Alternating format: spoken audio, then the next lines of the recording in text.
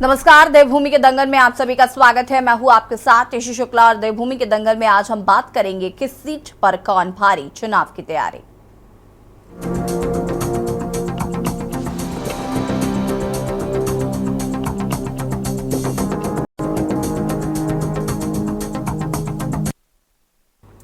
लोकसभा चुनाव के लिए तमाम राजनीतिक दलों का प्रत्याशियों पर मंथन जारी है। देवभूमि उत्तराखंड की 5 लोकसभा सीटों को जीतने के लिए भाजपा के बाद कांग्रेस ने उम्मीदवारों की सूची जारी कर दी है। इसके तहत कांग्रेस ने उत्तराखंड की 3 लोकसभा सीटों पर प्रत्याशी घोषित कर दिए हैं। कांग्रेस ने टिहरी गढ़वाल से जोत सिंह गुनसोला, पौड़ी से गणेश गोदियाल और अल्मोड़ा से प्रदीप टम्टा को प्रत्याशी घोषित किया है। वहीं कांग्रेस ने नैनीताल और हरिद्वार लोकसभा सीट पर सस्पेंस को बरकरार रखा है। जबकि भाजपा की बात करें तो भाजपा ने भी राज्य की 5 लोकसभा सीटों में से 3 पर ही प्रत्याशियों की घोषणा की है, जबकि 2 सीटों पर भाजपा भी प्रत्याशियों पर मंथन कर रही है। आपको बता दें कि उत्तराखंड में भाजपा कांग्रेस के प्रत्याशियों की घोषणा के बाद टिहरी संसदीय सीट पर भाजपा की माला राज्य लक्ष्मी शाह और कांग्रेस के जोत सिंह गुनसोला आमने सामने होंगे। राज्य लक्ष्मी 3 बार सांसद रह चुकी हैं और चौथी बार चुनावी मैदान में है, जबकि गुनसोला को पहली बार सांसद का टिकट मिला है। वो 2 बार मसूरी से विधायक रह चुके हैं। वहीं अल्मोड़ा संसदीय सीट पर इस बार भी भाजपा और कांग्रेस के दोनों पुराने प्रतिद्वंदी आमने सामने रहेंगे। भाजपा ने सांसद अजय टम्टा को जहां फिर मैदान में उतारा तो कांग्रेस ने भी पूर्व सांसद प्रदीप टम्टा पर ही विश्वास जताया है। जबकि पौड़ी गढ़वाल लोकसभा सीट पर भाजपा ने अभी प्रत्याशी घोषित नहीं किया है। कांग्रेस ने इस सीट पर गणेश गोदियाल को टिकट दिया है। कांग्रेस की पहली सूची से साफ है कि पार्टी के वरिष्ठ नेताओं को लोकसभा चुनाव लड़ने के इनकार के बाद पार्टी को दूसरे विकल्प के नेताओं को उतारना पड़ा। ऐसे में सवाल यह है कि आखिर कैसे कांग्रेस के ये प्रत्याशी भाजपा के प्रत्याशियों को टक्कर दे पाएंगे। आज हम इसी मुद्दे पर चर्चा करेंगे। उससे पहले रिपोर्ट। लोकसभा चुनाव के लिए समय नजदीक आते ही भाजपा, कांग्रेस समेत तमाम राजनीतिक दलों ने प्रत्याशियों पर मंथन के बाद अब प्रत्याशियों की घोषणा शुरू कर दी है। इसी के तहत कांग्रेस ने उत्तराखंड की 3 लोकसभा सीटों पर प्रत्याशी घोषित कर दिए हैं। कांग्रेस ने टिहरी गढ़वाल से जोत सिंह गुनसोला, पौड़ी से गणेश गोदियाल और अल्मोड़ा से प्रदीप टम्टा को प्रत्याशी घोषित किया है। वहीं कांग्रेस ने नैनीताल और हरिद्वार लोकसभा सीट पर सस्पेंस बरकरार रखा है। कांग्रेस का दावा है कि भारी बहुमत के साथ कांग्रेस के प्रत्याशी जीत दर्ज करेंगे। प्रत्याशी उतारे हैं तो कुछ उम्मीद से ही उतारे होंगे और मैं खुश हूँ कि अच्छे प्रत्याशी हैं। हमारे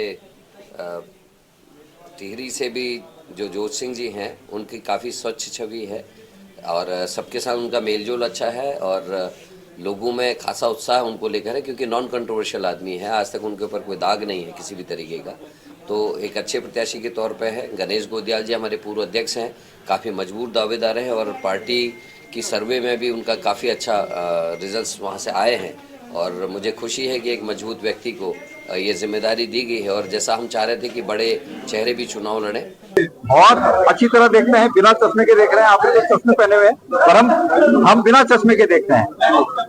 कुल मिलाकर बात यह है कि मैं धन्यवाद देना चाहता हूं कांग्रेस के उन तमाम कार्यकर्ताओं का जिन्होंने कल से अब तक मेरा मनोबल बढ़ाने के लिए, जो मेरे पास कमी है, जो मेरे पास, मैंने कहा था कि मेरे पास संसाधनों की कमी है, हमारे तमाम ऐसे कार्यकर्ता, ये गैरवार जी यहाँ पर है, ये परसों जखोली ब्लॉक से 15 लोग इनके साथ आए, जिन्होंने कहा गोदियाल जी आप संसाधनों की बात मत करिए, हम लोग आपके लिए खड़े हैं। आपको बता दें कि भाजपा ने भी राज्य की 5 लोकसभा सीटों में से 3 पर ही प्रत्याशियों की घोषणा की है, जबकि 2 सीटों पर भाजपा भी प्रत्याशियों पर मंथन कर रही है। उत्तराखंड में भाजपा कांग्रेस के प्रत्याशियों की घोषणा के बाद टिहरी संसदीय सीट पर भाजपा की माला राज्य लक्ष्मी शाह और कांग्रेस के जोत सिंह गुनसोला आमने सामने होंगे। राज्य लक्ष्मी 3 बार सांसद रह चुकी है और चौथी बार चुनावी मैदान में है, जबकि गनसोला को पहली बार सांसद का टिकट मिला है। वे 2 बार मसूरी से विधायक रह चुके हैं। वहीं अल्मोड़ा संसदीय सीट पर इस बार भी भाजपा और कांग्रेस के दोनों पुराने प्रतिद्वंदी आमने सामने रहेंगे। भाजपा ने सांसद अजय टम्टा को जहां फिर मैदान में उतारा है, तो कांग्रेस ने भी पूर्व सांसद प्रदीप टम्टा पर विश्वास जताया है। जबकि पौड़ी गढ़वाल लोकसभा सीट पर भाजपा ने अभी प्रत्याशी घोषित नहीं किए हैं। वहीं कांग्रेस ने इस सीट पर गणेश गोदियाल को टिकट दिया है। नहीं, कोई पेच नहीं फंसा ना। एक बार पार्लियामेंट्री बोर्ड की मीटिंग होती है, उसमें जितने फाइनल हो जाते हैं वो घोषणा हो जाती है। उसके बाद अभी कोई मीटिंग ही नहीं हुई। जैसे ही पार्लियामेंट्री बोर्ड की मीटिंग होगी केंद्र की, वो तो मैं नहीं तय कर सकता। जब वो होगी उसमें डिस्कशन होगा, डिस्कशन में जो फाइनल होगी घोषित हो जाएगी। एक प्रक्रिया है ना। हमारी पार्टी किसी परिवार की पार्टी नहीं है कि परिवार के मुखिया ने जो कहा और वो कर दिया। हमारे यहाँ पार्लियामेंट्री बोर्ड है, उस बोर्ड में डिस्कशन होता है, नीचे से नाम जाते हैं, उसके आधार पर पार्टी निर्णय करती है। कि भारतीय जनता पार्टी के पास पांचों लोकसभा सीटें 2014 से हैं और जनता इनके सांसदों को खोज रही है। लगातार उनके गुमशुदगी के पोस्टर भी क्षेत्रों में देखने को मिले। जो गांव इनके सांसदों ने गोद लिए थे, उन गांवों का हिसाब किताब आज तक जो है जनता को नहीं मिल पाया है। राज्य हित का और अपने क्षेत्र के हित का कोई भी मुद्दा इनके सांसदों ने लोकसभा में नहीं उठाया है, तो इनका रिपोर्ट कार्ड जो है शून्य पे है और जनता इनको सबक सिखाने के लिए तैयार बैठी है। पांचों सिटिंग सांसद होने के बावजूद भी भाजपा अभी तक अपनी 2 लोकसभा प्रत्याशियों की घोषणा नहीं कर पाई है। कुल मिलाकर लोकसभा सीट के लिए समय बेहद कम है। यही वजह है कि राज्य में राजनीतिक सरगर्मियां तेज हो गई हैं।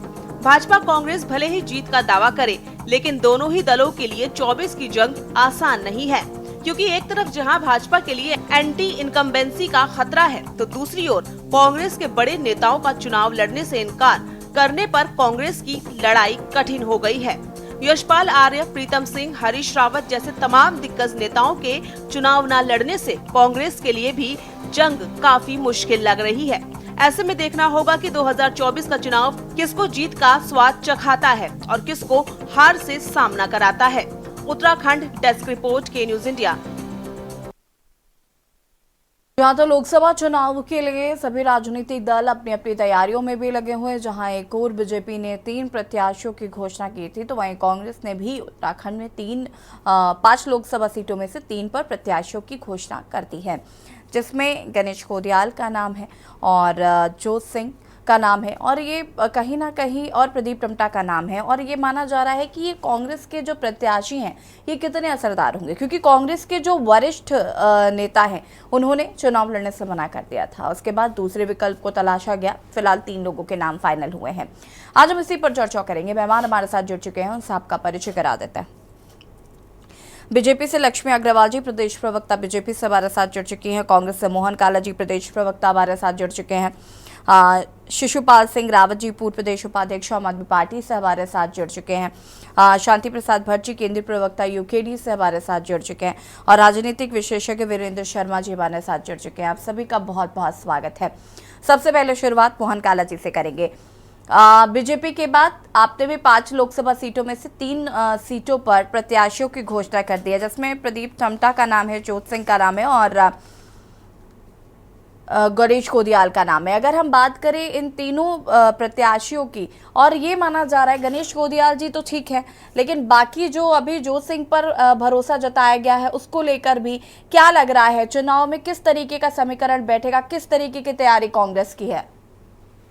देखिए, कांग्रेस ने पूरी तैयारी के साथ जो है हमारे राष्ट्रीय नेतृत्व ने सीईसी की बैठक में जो फैसला लिया और उस फैसले के तहत हमारे कल जो 3 प्रत्याशियों के नाम थे जो उनको घोषित किया गया, जिसमें पौड़ी गढ़वाल से बहुत ही सम्मानित उत्तराखंड प्रदेश कांग्रेस के पूर्व अध्यक्ष आदरणीय गणेश कोडियाल जी को प्रत्याशी के रूप में पौड़ी गढ़वाल से जो है कांग्रेस ने मैदान में उतारा है।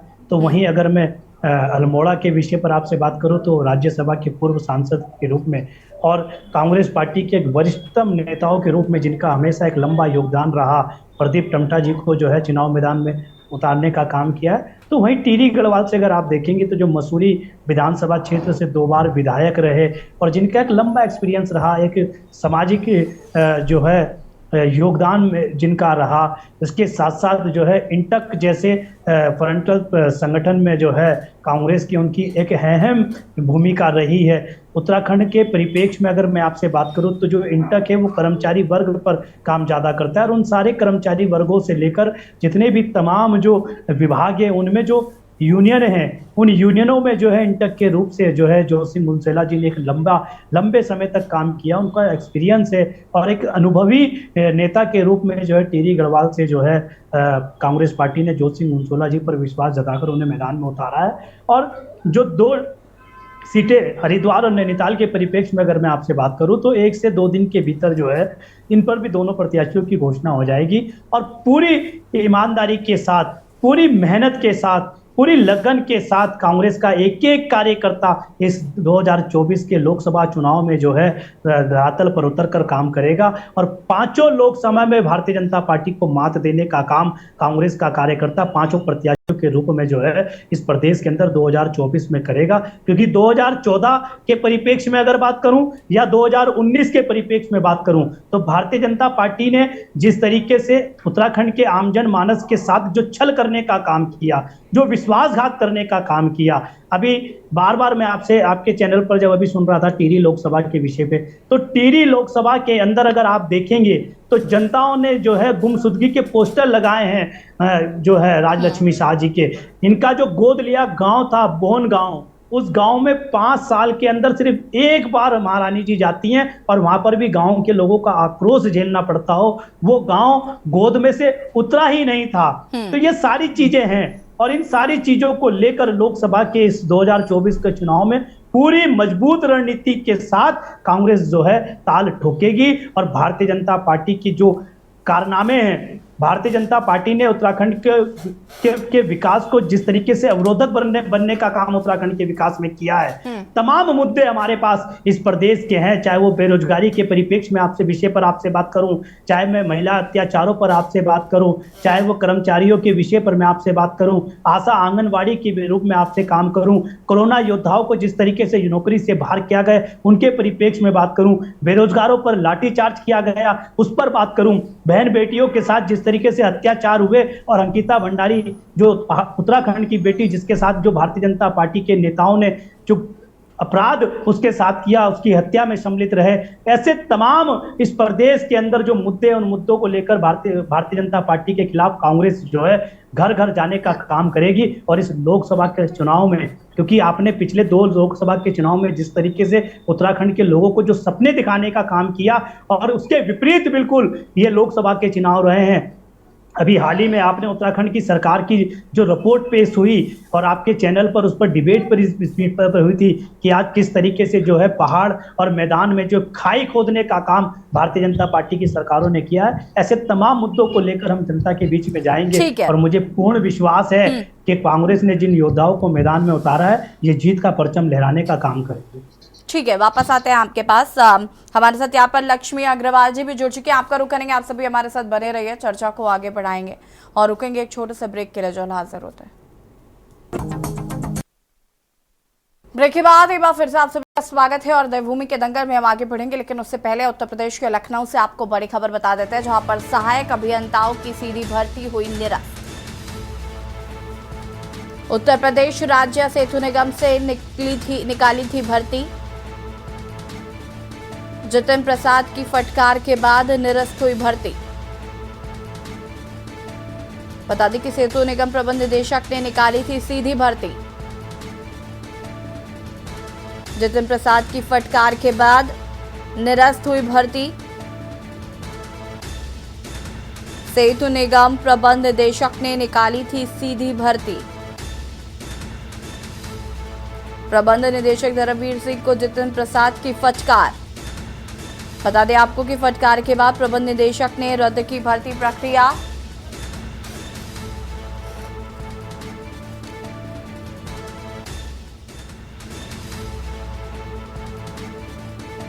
और इसी खबर पर ज्यादा जानकारी के लिए रेजिडेंट एडिटर मनीष पांडे जी हमारे साथ जुड़ चुके हैं। मनीष जी, क्या कुछ जानकारी है? सहायक अभियंताओं की सीधी भर्ती निरस्त कर दी गई। हाँ बिल्कुल, देखिए जिस तरीके से ये विज्ञापन निकाला गया था, विज्ञापन निकालने के बाद जिस तरीके से हंगामा मचा हुआ था, हर वो लोग परेशान थे, तमाम सवाल उठ रहे थे कि आखिर जो भर्तियां लोक सेवा आयोग के माध्यम से होनी है वो सीधे कैसे करा रहा है। खासकर सहायक अभियंताओं की जो है करीब 5,900 के आसपास वेट पे थी, उनकी 80,000 से उनकी सैलरी स्टार्टिंग थी। तो इसको लेके अब पहले निगम में ही हंगामा मचा, निगम में हंगामा मचने के बाद ये बात ऊपर पहुंची और पहुंचते जब कैबिनेट मंत्री के पास पहुंची ये बात, तो उसके बाद कैबिनेट मंत्री ने इस पे जो सुनने में बातें आ रही हैं कि जो प्रबंध निदेशक हैं धर्मवीर सिंह, उनको काफी फटकार लगाई है और उसके बाद आनंद फानन में भर्ती निरस्त की गई है। हालांकि लंबे समय से वैकेंसी है वहां पर सेतु निगम में, करीब 8 साल से तैयारी हो रही है कि जो खाली पड़े पद हैं वहां भर्ती कर ली जाए। लेकिन अभी तक किसी की हिम्मत नहीं हुई थी कि इस तरीके से उस भर्तियों का प्रकाशन करे और सीधे सीधे, हालांकि जो व्यवस्था की थी गेट के मार्क्स के हिसाब से इंटरव्यू लेने की बात कही थी, कुछ लोग उसे सही भी ठहरा रहे हैं, लेकिन फिर भी बस चौतरफा विरोध को देखते हुए जब ये मामला मंत्री के पास पहुंचा तो मंत्री ने इसको बताया जा रहा है कि जो प्रबंध निदेशक है उन्हें काफी फटकार लगाई है और उसके बाद ये भर्ती निरस्त कर दी गई है। जी मनीष जी, बहुत शुक्रिया आपका जानकारी साझा करने के लिए। और बता दें आपको कि फिलहाल सहायक अभियंताओं की सीधी भर्ती को निरस्त कर दिया गया। आपको बता दें कि एक विज्ञापन दिया गया था और उत्तर प्रदेश राज्य सेतु निगम ने ये भर्ती निकाली थी, जिसके बाद मंत्री जितेंद्र प्रसाद ने लगाई थी फटकार। जिसके बाद ये भर्ती को निरस्त कर दिया गया है।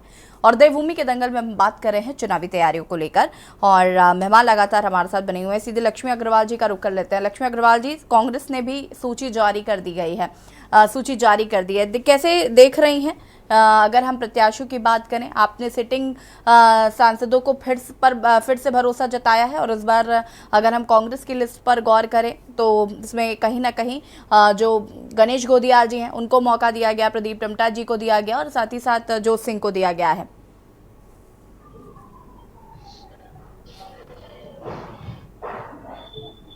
अनम्यूट कीजिएगा लक्ष्मी जी।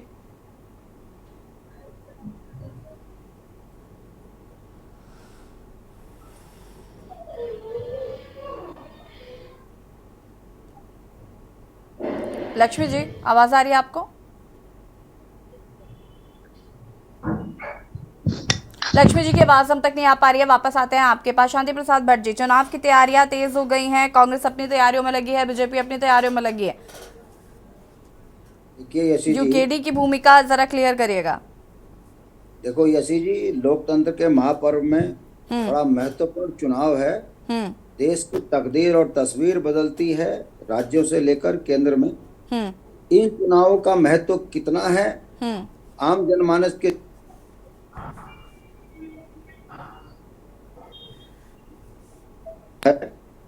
कि भारतीय जनता पार्टी को 10 साल का समय दिया गया, मगर जिन बुनियादी चीजों पे भारतीय जनता पार्टी ने जनता का मत हासिल किया उस पर काम नहीं किया, चाहे फिर वो केंद्र की सरकार हो फिर वो चाहे राज्य की सरकार हो। मैं उत्तराखंड का नागरिक होने के नाते मैं सिर्फ इतना कह सकता हूँ, भारतीय जनता पार्टी ने पहाड़ का पानी और पहाड़ की जवानी को पहाड़ के काम लाने की बात कही थी, उस पर इंच मात्र भी काम नहीं हुआ।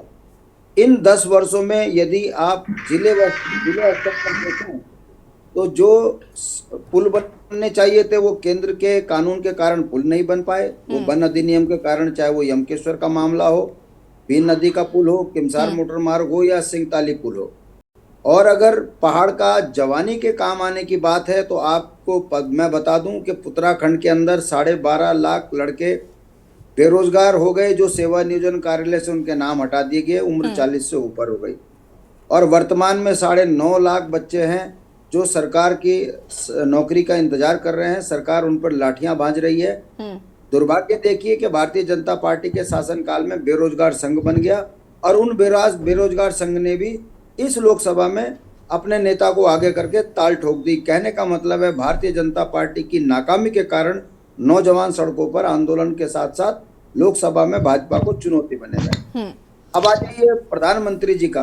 पिछले 10 वर्षों में प्रधानमंत्री जी ने यदि विकास के कोई काम किए होते जनमानस से जुड़े हुए तो उनको ये ना कहना पड़ता कि भारत में केवल 4 जाति रहती हैं, गरीब, किसान, महिला और नौजवान। अब आप देख लीजिए भारत में गरीब किसानों की, गरीब की क्या हालत है। जिस देश का राजा ये कह दे कि 85 करोड़ लोग। शांति प्रसाद जी, मुझे एक बात बताइए जरा, अभी जब विधानसभा चुनाव हो रहे थे तो मैं विपक्षी दलों के मुंह से सुन रही थी कि राज्य सरकार ने क्या किया है, राज्य सरकार ने क्या किया है, सब कुछ तो केंद्र सरकार कर रही है, हम केंद्र सरकार के भरोसे चल रहे हैं, केंद्र सरकार हमारे ऊपर मेहरबानी जताती है तब हम कुछ हमारा विकास हो पाता है। अब लोकसभा चुनाव आ गए हैं तो केंद्र सरकार भी कुछ नहीं कर रही है। मैं आपको फिर बता दूं कि उत्तराखंड में केंद्र की 3 बड़ी योजनाएं चल रही हैं। एक ऑल वेदर रोड जो एक भी वेदर झेल नहीं पा रही है, चारों तरफ से ट्रैफिक जाम हो जाता है, जरा सा बारिश में टूट जाती है। दूसरा रेल प्रोजेक्ट, मैं आपको बताने की जरूरत नहीं है, सिलक्यारा कांड आपने देखा ही होगा कि एक लाला ने वहां पर घोटाला किया और वो सुरंग गिरी और सरकार उसे बचाने के लिए कूद पड़ी, लाला के ऊपर कार्रवाई नहीं हुई। तीसरी बात, जो स्मार्ट सिटी बनने की बात थी, देहरादून में स्मार्ट सिटी का काम जो है रोक दिया गया, फंड रोक दिया गया, और देहरादून के अंदर कूड़ा उठाने के लिए 119 करोड़ रुपए देने की बात आई थी, उस पर भी रोक लग गई। कहने का मतलब है केंद्र की तीनों योजनाएं ठप हो गई, टाइम टाइम फिस हो गई, और उस पर केंद्र का कोई नेता बोलने को तैयार नहीं है कि आखिर ये तो बताएं कि ऑल वेदर के घोटाले पर किस पर कार्रवाई हुई, और ये सिपक्यारा कांड हुआ, रेल प्रोजेक्ट के अंदर जो दुर्घटनाएं हुई हैं उस पर आपने ठेकेदारों पे क्या कार्रवाई करी, और क्यों स्मार्ट सिटी जो है देहरादून जो है स्मार्ट सिटी चलिए शांति प्रसाद जी, हम जरा इस पर काम पर आगे हम इस पर फोकस बात करेंगे, इस पर आगे चर्चा हम आगे बढ़ाएंगे। उसके बाद शिषपाल सिंह रावत जी और वीरेंद्र शर्मा जी का हम रुक करते हैं, रुकेंगे एक छोटे से ब्रेक के लिए, जो हाजिर होते हैं। ब्रेक के बाद एक बार फिर से आप सभी का स्वागत है और बात करें किस सीट पर कौन भारी चुनावी तैयारी, और चर्चा इसी पर मेहमान हमारे साथ जुड़े हुए हैं। शिषपाल जी, अगर हम कांग्रेस की बात करें तो कांग्रेस के साथ गठबंधन में है आम आदमी पार्टी, और कहीं ना कहीं कांग्रेस ही 5 की 5 लोकसभा सीटों पर चुनाव लड़ने वाली है। आम आदमी पार्टी पूरी तरीके से सपोर्ट करने वाली है कांग्रेस की। जो प्रत्याशियों की लिस्ट आई है, इस पर क्या कुछ कहना चाहते हैं? आम आदमी पार्टी का क्या रिएक्शन इस पर? जी देखिए, आम आदमी पार्टी ने जो है कि कांग्रेस के साथ या इंडिया गठबंधन के साथ गठबंधन किया है, जिसमें जो है कि पंजाब, हरियाणा, दिल्ली, गोवा, गुजरात के अलावा अन्य राज्यों में भी गठबंधन का काम चल रहा है, और उत्तराखंड में भी अभी तक जो है कि कोई ऐसा डिसीजन नहीं है कि आम आदमी पार्टी चुनाव लड़ रही है या नहीं लड़ रही है, गठबंधन का क्या तय होना है, ये ऊपर शीर्ष नेतृत्व में बातचीत चल रही है। और जहां तक पार्टी प्रदेश की बात है तो निश्चित रूप से कल देहरादून में एक मीटिंग हमने आहूत की है, उसमें सभी साथी मिलकर के जो विधानसभा का चुनाव लड़े थे या पूर्व अपने पदाधिकारी हैं, जिलाध्यक्ष हैं, उनसे विचार विमर्श करके हम लोग भी जल्दी फैसला लेंगे प्रदेश स्तर पे हमने कैसा करना है। नहीं शिशुपाल जी, आप ये कहना चाहते हैं कि अभी ये डिसाइडेड नहीं है कि 5 की 5 लोकसभा सीटों पर अकेले कांग्रेस लड़ेगी या आम आदमी पार्टी भी अलग चुनाव लड़ेगी? नहीं, आम आदमी पार्टी की मैं इसलिए बात कर रहा हूँ कि कुछ लोकसभा सीटों पर, जैसे नैनीताल उधम सिंह नगर लोकसभा सीट है, यहाँ पर जो है जो पिछले विधानसभा में चुनाव हुआ था, यहाँ पे हमें कम से कम जो है 87,000 के आसपास वोट मिलने का लोगों ने अपना मतदान किया, अपना प्यार दिया, आशीर्वाद दिया था। तो निश्चित रूप से हम भी एक पार्टी है, एक गठबंधन है, तो हम भी अपने शीर्ष नेतृत्व से मांग करेंगे कि अगर एक सीट उत्तराखंड में हमें मिले तो हमें जो है नैनीताल उधम सिंह नगर लोकसभा से दिया जाए। तो ये तमाम बातें चल रही है, अभी टाइम है, अभी आचार संहिता की घोषणा नहीं हुई है, और निश्चित रूप से गठबंधन के साथ हम कई जगह हम जो है आपस में चुनाव लड़ रहे हैं। जैसे पंजाब में है तो हम दोनों पार्टियां एक दूसरे के खिलाफ चुनाव लड़ रहे हैं। तो बहुत सारी चीजें अभी है, लेकिन अभी पूरे दिशा निर्देश ऊपर से नहीं है। हम लोग अपने स्तर पर काम कर रहे हैं, और जहां तक जो ये बीजेपी या कांग्रेस का सवाल है, निश्चित रूप से आज की तारीख में सारा माहौल आप देख रहे हैं, देश में किस तरह का माहौल बनाया जा रहा है, किस तरह से जो है कि मीडिया का खेल हो या कोई भी चीज हो, तो बहुत सारी चीजें हैं कि जो चीज नहीं होती है वो चीजें भी बहुत बढ़ चढ़ करके दिखाया जाना, एक गठबंधन को नुकसान है, विपक्ष का नुकसान करना चल रहा है। तो हमें तो आजकल कई बार कंफ्यूज होते हैं कि न्यूज पर भरोसा करें भी या न करें। तो इस तरह की बातें चल रही हैं कि सब फला व्यक्ति चुनाव नहीं लड़ रहा है, वो नहीं लड़ रहा है। एक पार्टी किसी व्यक्ति को टिकट दे, उनका अपना अधिकार है, उनका अपना काम है। तो निश्चित रूप से संगठन चुनाव लड़वाता है, सब लोग मिलकर के चुनाव लड़ते हैं, लेकिन गठबंधन के जो टिकटें हुई है उनको कह देना कि वो व्यक्ति चुनाव लड़ने से मना करने लग गया, फिर जाकर के चुनाव दूसरे नंबर को दिया, इस तरह की बातें मेरे हिसाब से न हो तो अच्छा है। ठीक है। लक्ष्मी अग्रवाल जी, आवाज आ रही है आपको? जी, मुझे आपकी आवाज आ रही है। जी लक्ष्मी जी, क्या कुछ कहना चाहती है? कांग्रेस ने भी प्रत्याशियों की लिस्ट जारी कर दी है, और माला राजलक्ष्मी जी के लिए कहा जा रहा है कि उनके लिए तो गुमशुदगी के पोस्टर्स जो हैं वो चस्पा कर दिए गए थे, और वो जाती नहीं है मिलने, और तमाम उनको विरोध का सामना करना पड़ रहा है। तो उनका जो कैंडिडेट है वो कहीं ना कहीं बेसिकली भारी पड़ेगा आपके कैंडिडेट पर। देखिए, कांग्रेस का तो काम है भ्रम फैलाना। आप उनको ये पूछिए कि कांग्रेस लापता के किस जगह लगे हैं पोस्टर, या वो कहाँ नहीं गई है। बिल्कुल ये सरासर झूठ है, बिल्कुल गलत भ्रम फैलाने वाली बात है। वो बराबर क्षेत्र में रहती है, और जो उनसे मिलने जाता है या जो भी उन्हें कार्यक्रम में बुलाता है, जहाँ उनकी वो, तो बिल्कुल वो हाँ, मैं आऊंगी इसके बाद, रुकिए। ये तो कांग्रेस को देखना चाहिए कि कांग्रेस को अपना कुनबा संभालना चाहिए। वो वहां पे परिवारवाद इतना हावी है। वो तो अच्छा हुआ कि टिहरी में उनका टिकट हो गया, वरना अभी भतीजी कह रही थी कि मुझे टिकट दो, वहां से हरिद्वार से पिताजी कह रहे हैं मुझे दो या मेरे बेटे को दो, कहीं से मेरी फूफी को टिकट दो। तो पूरा कुनबा जो है वो टिकटों की लड़ाई में लड़ने को तैयार बैठा है। वो तो पार्टी, वैसे तो अभी हम सोच रहे हैं कि पार्टी को जो है वो दे ही देना चाहिए था इन 5 लोकसभा सीटों पे टिकट। देखिए महाराज लक्ष्मी शाह की जहां तक बात है, वो वो 3 बार की सांसद रही हैं और निश्चित रूप से उन्होंने अच्छा काम किया है। विपक्ष के कहने से कुछ नहीं होता कि आप धरातल पे देखिए, उनको 3 बार से जनता जिताती आई है लगातार। वो 4थी बार इस बार मैदान में है और एक महिला होने के नाते जिस तरह से वो काम करती है सबसे मिलती है। निश्चित रूप से इस बार भी इस टिहरी के साथ साथ इस उत्तराखंड से 5 लोकसभा सीटें जो है वो भाजपा की झोली में उत्तराखंड से जाएंगी। क्योंकि देखिए अगर अभी तमाम मुद्दों की बात कर रहे थे, आज जो कांग्रेस है वो मुद्दा विहीन हो गई है। उनके पास मुद्दे ही नहीं है। देखिए सत्ता पक्ष तो चाहता है, हम तो चाहते हैं कि एक मजबूत विपक्ष हो, क्योंकि लोकतंत्र में बहुत जरूरी है। लेकिन विपक्ष है कहाँ? विपक्ष ठहर कहाँ रहा है? विपक्ष का कुनबा तो बिखर रहा है और अभी चुनाव आते आते तो सुपड़ा साफ ना हो जाए। तो जहां तक बात है, आप गुनसोला जी को किसी नए को टिकट देते, सेकंड लाइन की लीडरशिप तैयार की होती तभी तो टिकट देते आप। आपने 3 बार से हारे विधायक उनको टिकट दिया है और निश्चित रूप से वो बहुत सौम्य व्यक्ति हैं। लेकिन इसका मतलब ये नहीं कि पार्टी में और लीडर्स नहीं है। अगर थे तो आप उनके आगे लाइए ना। आप तो ये मठाधीश जो है वो अपना कब्जा जमा के रखते कि हम है तो हम है, नहीं तो कोई नहीं है। लेकिन भारतीय जनता पार्टी में प्रत्येक कार्यकर्ता को मौका मिलता है, प्रत्येक कार्यकर्ता को सम्मान मिलता है, प्रत्येक कार्यकर्ता को कोई कहीं भी पहुंच सकता है। यहाँ पे परिवारवाद का कोई मतलब नहीं है। लेकिन कांग्रेस में परिवारवाद इतना हावी है कि उस परिवार से आगे निकल के कोई देखने को तैयार ही नहीं है। और भाई पार्टी कार्यकर्ता चुनाव लड़वाते हैं कैंडिडेट को, तब कार्यकर्ता ही नहीं बचेंगे पार्टी में तो चुनाव कौन लड़वाएगा? जिस तरह से भगदड़ मच रही है, तो मुझे तो लगता नहीं कि चुनाव जब तक ये डिक्लेयर होंगे तब तक कोई कांग्रेस पार्टी में बचेगा। तो उनको अपना कुनबा संभालने की भी ध्यान देना चाहिए। जहां तक रही गुमशुदगी की रिपोर्ट, वो बिल्कुल सरासर मैंने कहा ना कि कांग्रेस मुद्दा विहीन हो गई है। तो अब वो झूठे भ्रम फैला के कि वो आइएगा भाभी, मैं आपको ले चलूंगा। आइएगा, मैं ले चलूंगा आपको मैं भी आपको ले चलूंगे काला जी। मैं आपको रायपुर विधानसभा ले चलूंगी। मैं आपको रायपुर विधानसभा ले चलूंगा जहां पर पोस्टर लगे थे, और मैं बोन गांव भी ले चलूंगा आपको। बोन गांव चले मोहन जी वीरेंद्र जी की प्रतिक्रिया के बाद, वीरेंद्र जी की प्रतिक्रिया के बाद आप अपनी बहस को कंटिन्यू करिएगा। रुकिएगा जरा। सुनिए यशी जी, यशी जी, लक्ष्मी अग्रवाल जी बात कर रही नए चेहरे की। अरे आपके पास 3 बार का पुराना चेहरा। अरे आपके पास खुद कार्यकर्ता नहीं है, कोई नया चेहरा नहीं आपके पास।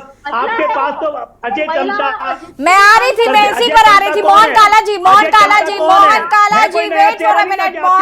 मोहन जी रुक जाइए, मोहन जी रुक जाइए। वीरेंद्र जी की रिएक्शन ले लेते हैं, उसके बाद आप वापस उस पर बहस कर सकते हैं। रुकेगा। वीरेंद्र शर्मा जी हमारे साथ जुड़े हुए। वीरेंद्र जी, अजय टम्टा, अजय भट्ट और माला राजलक्ष्मी शाह, इन तीनों को बीजेपी ने टिकट दिया और ये वही लोग हैं जो पहले से सिटिंग इनके सांसद हैं। और अगर हम बात करें कांग्रेस की, तो कांग्रेस ने इस बार प्रत्याशियों को जो घोषणा की है उसको कैसे देख रहे हैं? और ये जो टक्कर होगी या जो समीकरण बैठाए गए हैं उनको कैसे समझ रहे हैं?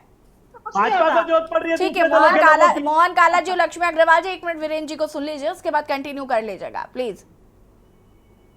वीरेंद्र जी देखिए यशी जी, मैं आपको बता देना चाहता हूं कि अब दोनों पार्टी के प्रवक्ताओं को मैं सुन रहा था, उनकी अपनी अपनी राय सुन रहा था। उन सबका अपना पार्टी का दर्द है और सबको एक ही आस है कि हम चुनाव को जीतें।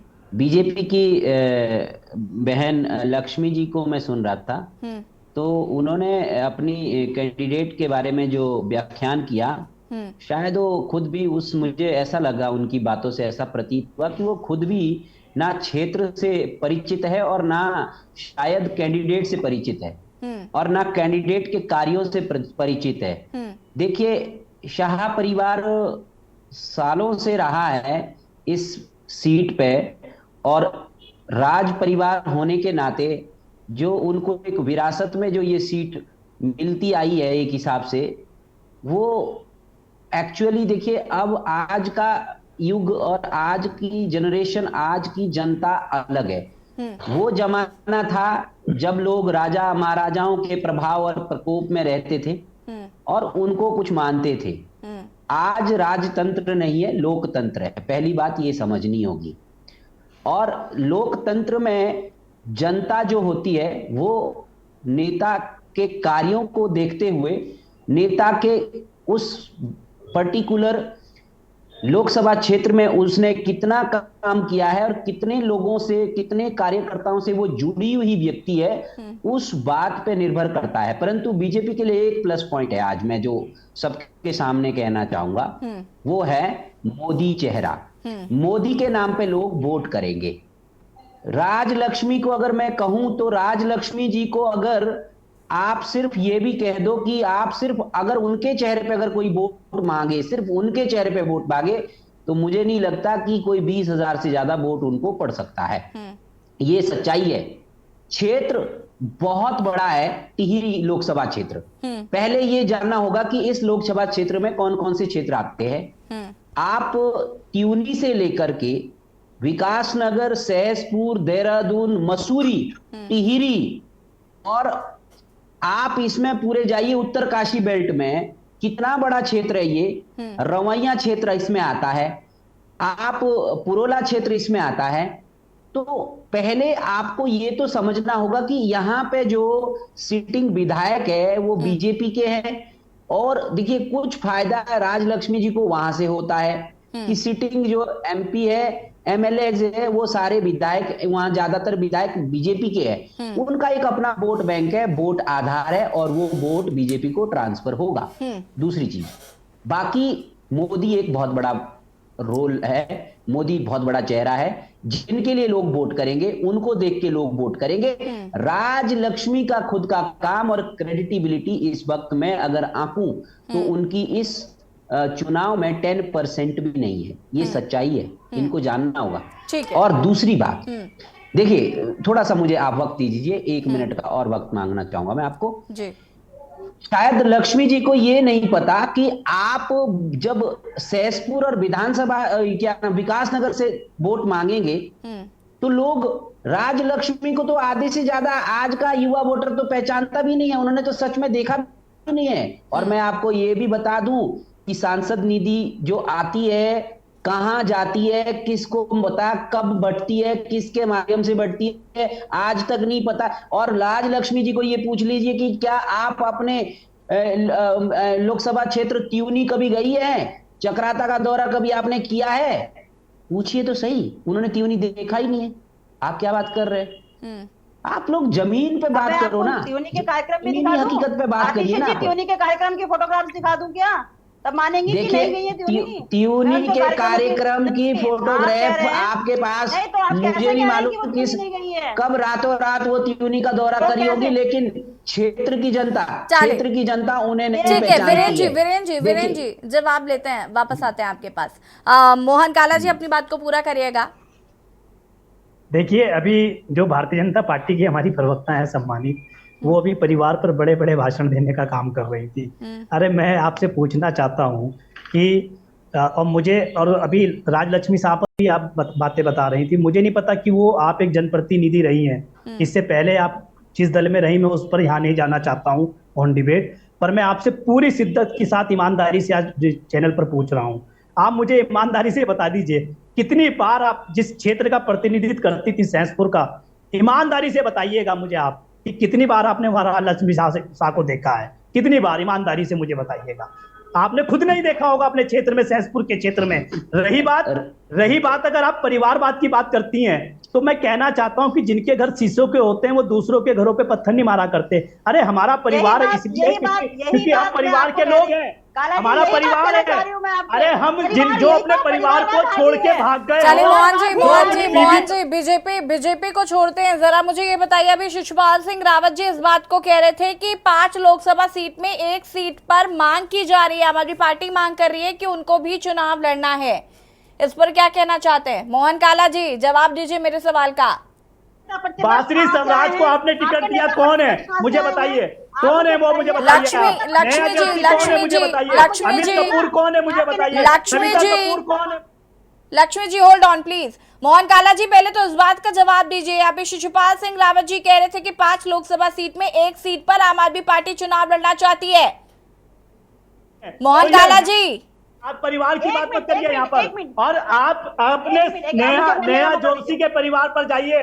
गणेश जोशी, नेहा जोशी, आप हरवंश अभी गलत कपूर, करने की बात कर सविता रहे थे, कपूर, काका जी। सविता आपके जो कपूर, प्रवक्ता अमित हैं, कपूर, आपके जो विजय अध्यक्ष हैं, बोगड़ा, सौरभ बोगड़ा, ये परिवारवाद नहीं है क्या? मोहन जी, अमित शाह, मोहन जय जी, शाह, ये मोहन जी, परिवारवाद मोहन नहीं है जी, क्या? ये कौन सा मोहन जी, परिवारवाद है मुझे मोहन बताइए। जी। स्मृति ईरानी और उसकी बेटी सुषमा स्वराज और उनकी बेटी, ये कौन सा है? कल्याण मोहन सिंह, काला जी उनके सुन बेटे, लीजिए जरा, एंकर की राजनाथ भी सिंह सुन के लीजिए। दोनों बेटे मोहन राजनीति जी, में, भारतीय जनता पार्टी में। मोहन जी को म्यूट करिए आप इसलिए प्लीज। परिवार पर बात ना करिए यहाँ बैठ के, क्योंकि राजनाथ सिंह के दोनों बेटे राजनीति में। मैं आपके टर्न पे नहीं बोल रही, आप मेरे टर्न पे क्यों बोल रहे हैं? जब मैं आपके टर्न पे नहीं बोली, काला जी और थोड़ा पेशेंस रखो। रही मैं बात मान अगर लिया, शिशुपाल आपके रावत जी ने, बात है, यशी जी, मान लिया कि मैं यशी बहुत जी, सारी बोल रही हूँ, अगर लेकिन शिशुपाल रावत जी ने बोलने का बात मौका की है तो दीजिए। इस पर हमारा जो इंडिया गठबंधन है, हमारा जो इंडिया गठबंधन है वो इस पर बैठ के तय करेगा। वो हमारे गठबंधन का हिस्सा है, उन्होंने अपनी बात रखने का काम किया है शिशुपाल रावत जी ने। और इस पर जो है राष्ट्रीय नेतृत्व, चाहे वो आम आदमी पार्टी का हो चाहे वो कांग्रेस का हो, अब वो आम आदमी पार्टी का जो राष्ट्रीय नेतृत्व होगा वो जब कांग्रेस के गठबंधन से बात करेगा या इंडिया गठबंधन से बात करेगा, तो जैसे अन्य राज्यों में जो है दो सारे गठबंधनों ने बैठकर समझौते किए हैं, अगर उस पर कहीं बात बनेगी तो हो सकता है कि वो जो है शिशुपाल रावत जी की बात पर मोहर लगे। पर ये इंडिया गठबंधन ने तय करना है और गठबंधन के जो दल हैं ये उन्होंने तय करना है, और उत्तराखंड को लेकर भी उन्होंने फैसला लेना है। तो जो फैसला आएगा वो मान्य होगा, जो भी कांग्रेस गठबंधन का फैसला होगा वो मान्य होगा। ठीक है, मैं लक्ष्मी जी से एक सवाल करूंगी, लेकिन उससे पहले हम यहाँ पर रुक करेंगे शांति प्रसाद जी का। शांति प्रसाद जी, अगर हम यूकेडी की बात करें तो यूकेडी में क्या बदलाव इस बार देखने को मिलेंगे? क्योंकि पिछले लंबे समय से हम देख रहे हैं यूकेडी संघर्ष कर रही है। इस बार इससे पहले आपके कई प्रवक्ता आए, उन्होंने उनका ये साफ तौर पर कहना है कि हम इस बार बहुत मजबूती के साथ इलेक्शन लड़ेंगे और जनता के जो मुद्दे हैं, जो उत्तराखंड के बेसिक मुद्दे हैं, हम उन पर चुनाव लड़ना चाहते हैं। देखिए, बहुत सही सवाल आपने किया यशी जी। हमारा उद्देश्य है उत्तराखंड के जो मुद्दे हैं वो जन जन तक पहुंचाना, और लगातार स्थानीय मुद्दों पर हम सरकार से रूबरू होते रहे हैं, और इस लोकसभा में भी हम वही मुद्दे बनाएंगे। देखिए, भारतीय जनता पार्टी ये कह रही है इस बार चुनाव में कि देश के अंदर 4 जात हैं, गरीब, किसान, महिला और जवान। और हम यही कह रहे हैं कि भारतीय जनता पार्टी बताए 85 करोड़ गरीब कैसे बन गए, 5 किलो राशन पे कैसे आश्रित हो गए, देश को लोकतंत्र को बने हुए 75-80 साल हो गए। अगर ये हाल है तो इसका मतलब आपका फेलियर है। किसान सड़कों पे पिट रहे हैं, दोगुनी आमदनी हुई नहीं है, और पहाड़ के किसान को 500 रुपए जो है किसान निधि के ऊपर बांधकर आपने रखा है, जबकि किसान को खेत से दूर जंगली जानवरों ने किया। आपने वन अधिनियम में परिवर्तन क्यों नहीं कराया? महिलाओं की परिस्थिति हम बता रहे हैं जनता के बीच में जाकर कि सड़कों पे प्रसव हो रहा है, हॉस्पिटल में डॉक्टर नहीं है, पहाड़ से पलायन हो रहा है, बड़ी महिलाओं की स्थिति ठीक नहीं है।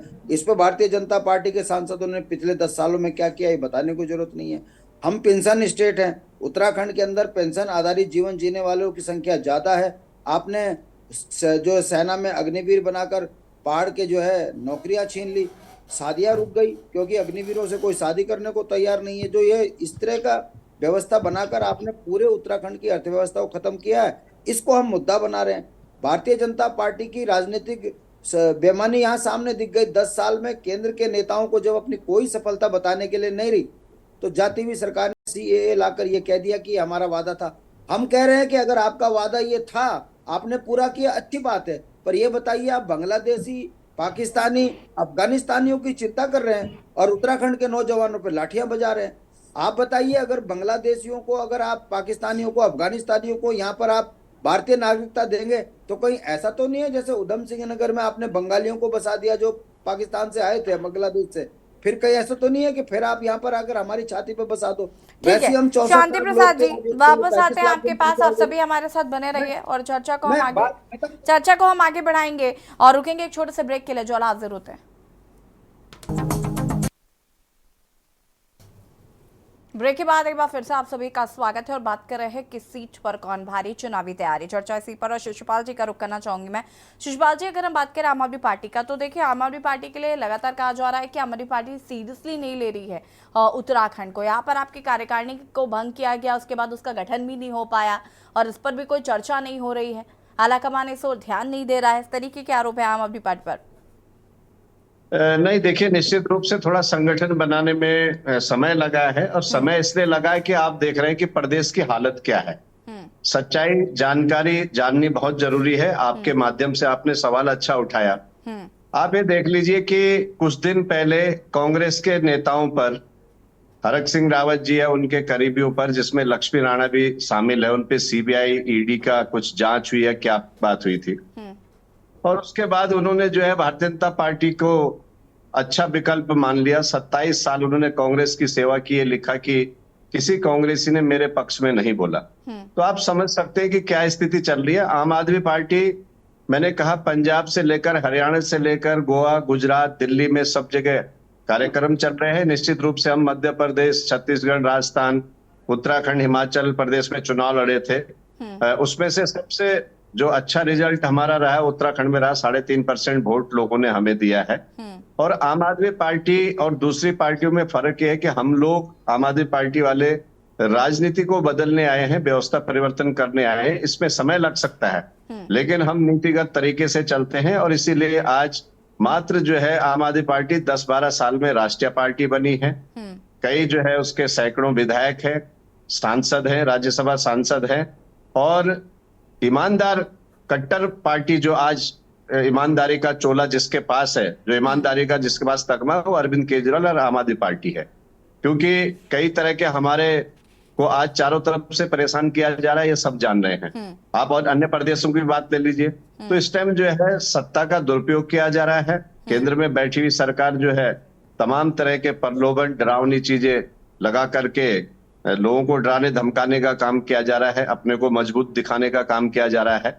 और चारों तरफ से, चाहे किसान हो, चाहे आज वकील लोग हो, सारे के सारे, कोई ईवीएम के खिलाफ है, कोई महंगाई के खिलाफ है, कोई बेरोजगारी के खिलाफ है।